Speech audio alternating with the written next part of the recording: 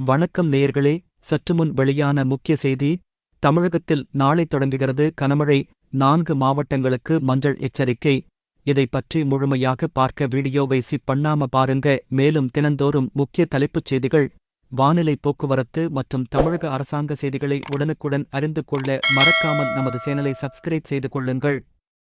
தமிழகத்தின் தென் மாவட்டங்களில் நாளை தொடங்கி 2 நாட்களுக்கு கனமழை பெய்யும் என்று சென்னை வானிலை ஆய்வு மையம் எச்சரித்துள்ளது. அதன்படி திருநெல்வேலி, கன்னியாகுமரி, தூத்துக்குடி, ராமநாதபுரம் ஆகிய மாவட்டங்களில் மழை பெய்ய வாய்ப்புள்ளது. இதற்காக இந்த 4 மாவட்டங்களுக்கு மஞ்சள் எச்சரிக்கை விடுக்கப்பட்டுள்ளது. மேலும் இந்த மாவட்டங்களைச் சேர்ந்த மீனவர்கள் கடலுக்குள் செல்ல வேண்டாம் எனவும் எச்சரிக்கை விடுக்கப்பட்டுள்ளது.